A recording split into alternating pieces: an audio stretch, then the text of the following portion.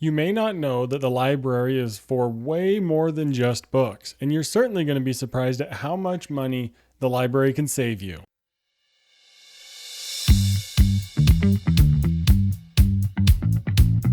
Welcome, new and returning Money Buddies. I promise you're going to leave today's episode wanting to go out and get a library card and head to the library right away.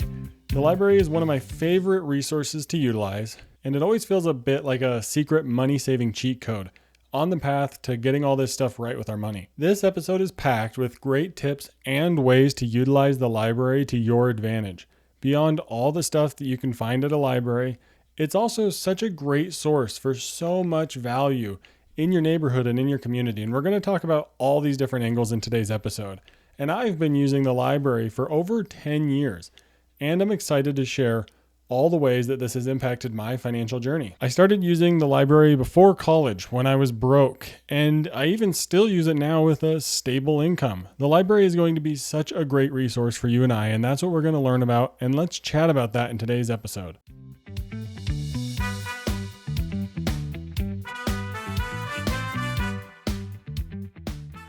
As we get into today's episode and all the great things about the library, I want to let you know that I have one special money-saving tip that's actually going to get you out of the library to enjoy nature. And this is one of the things that surprised me the most. So make sure you listen to the whole show so you don't miss this special money-saving tip. But let's set up and paint a picture of what we're talking about with the library here today.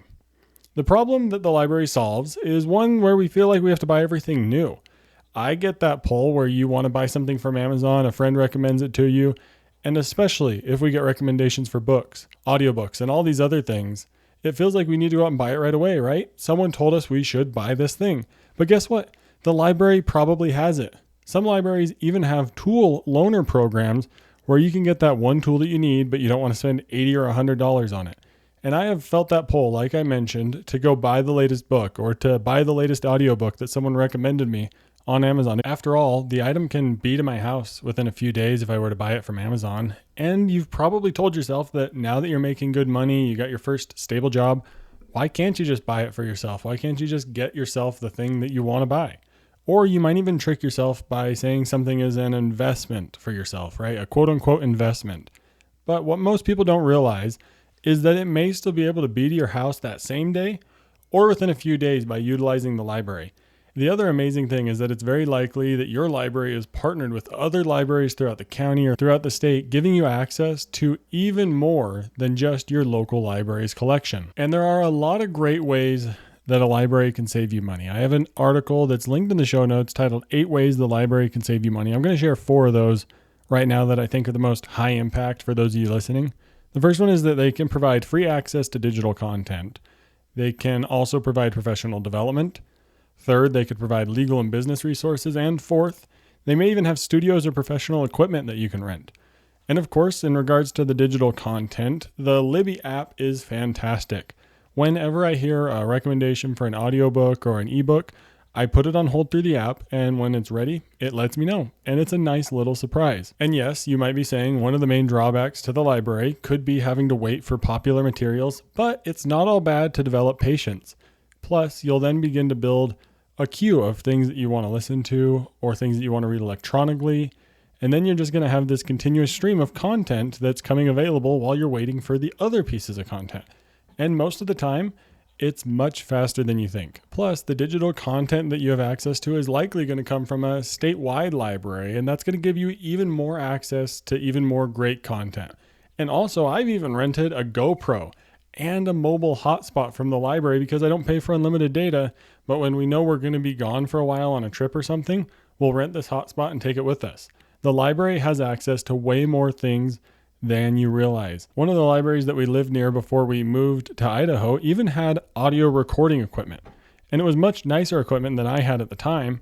And so you can really get a lot of things from the library. And if you're wanting to record a professional video for a job interview or something like that, the library may have great equipment that can make a nice looking video other than just shooting it on your phone. It's also likely that your library has meeting rooms or conference rooms, and these can be a great place to study with friends or colleagues, or you could meet there to get some work done. They can also be a great place to host your community events. The real big idea here is that it's so easy for us to underestimate how much is actually at the library and how much we can utilize it. You can get started with so many different things at the library, meet people, and then the library can get you pointed in the right direction if you need to go to a different resource. The main teaching here is to give the library a shot. It's likely going to surprise you with just how amazing it is. My local library even shows on the receipt how much money I've saved by borrowing things through the library instead of purchasing them at retail price. The library has literally saved me hundreds and hundreds of dollars, all for a membership that is included in the cost of living nearby this library. Hundreds of dollars have been saved. And now this next quote from the article titled Surprising Library Benefits That'll Save You Money, it mentions that if you're in the depths of a no-spend challenge, there's not a better way to encourage you to save money than go to the library, because the library can be a great outlet to try new things without having to buy them. Remember those hundreds of dollars that I've saved? There have been so many books that I've just stopped listening to or stopped reading because I wasn't a fan or it wasn't resonating with me. Now, if I had paid for the book, I would have been much more likely to force myself to finish it. But since I can just give it back to the library, I had no stress about not completing the book. And if you also want to try, or if you're currently doing a no spend challenge, just spending time at the library can be a great way to get your mind off shopping and get your mind off of all those things that are just trying to sell you continuously. So imagine you're trying to hit an investment goal, or you're trying to pay down student loans, but you still want to live your life and read new books. The library will let you do both of those. And that's a wrap on this segment of the podcast. Next, we're going to get into a really short case study and help you apply this in the real world and in your day-to-day living.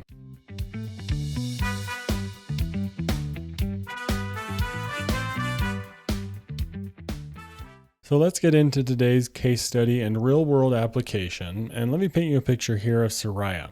Sariah is a 24-year-old who just graduated with her bachelor's degree in environmental science.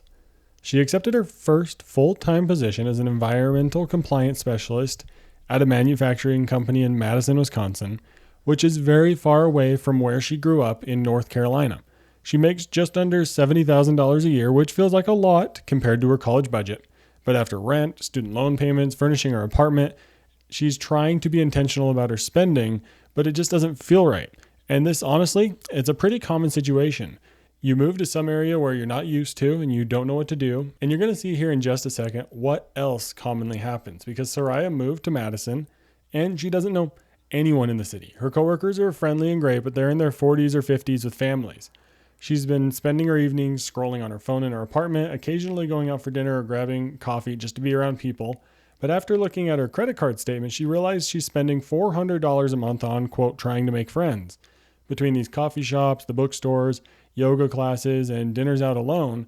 But then one Saturday afternoon, she decides to stop by the public library to pick up a book she'd been wanting to read, but she didn't want to spend $30 on it. And while waiting for the librarian to help her with getting a library card all set up, she opened Instagram and saw yet another ad for another $100 or $200 young professionals networking group. She then looked around the library and noticed that there were free events posted everywhere. There were board game nights, yoga nights, all free. There was even a young professionals networking night. She couldn't believe that she didn't think to check the library sooner.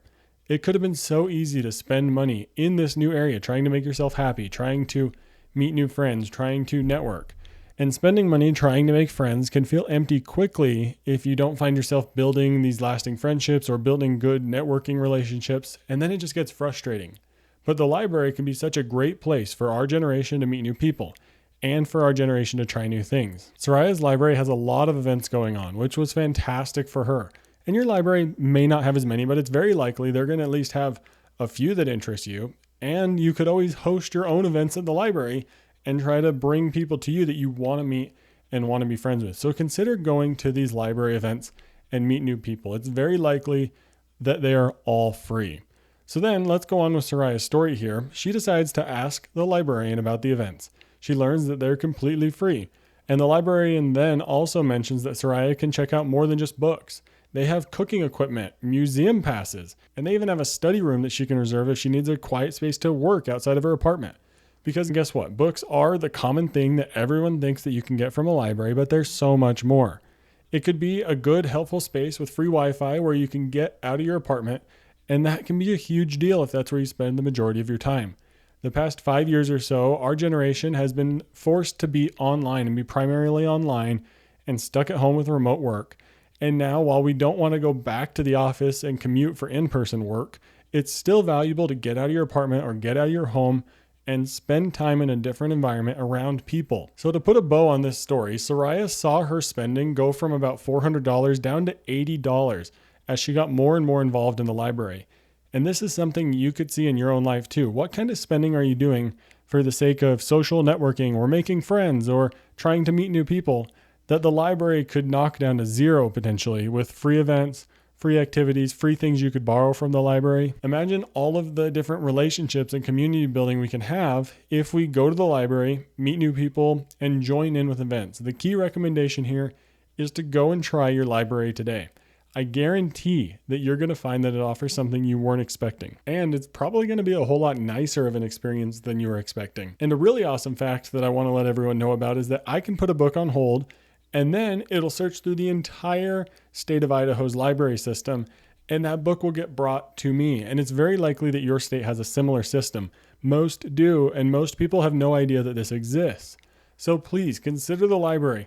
And remember that it's free. It doesn't require all these annual subscriptions to Walmart Plus or Prime or all these different things that you have to sign up for nowadays. You can just go to the library, get whatever book you want, get whatever audiobook you want. And if they don't have it, it's likely that you can request it and they'll just purchase one for you to put in circulation in the library. And there's so many more great things that you can get from the library. And I also, speaking to the community note, want to mention one quick win that you could find here from a report saying Gen Z and millennials are visiting the library and preferring print books.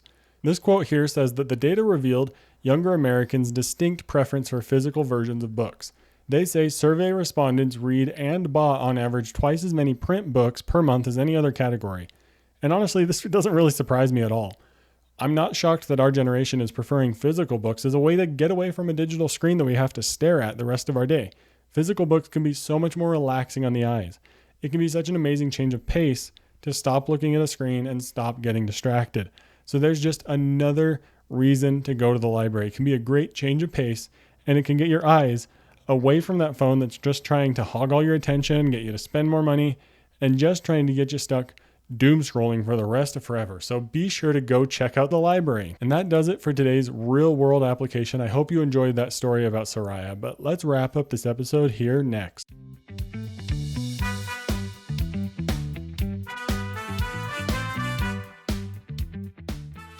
So my main action item for you today is to find your local library and go to it.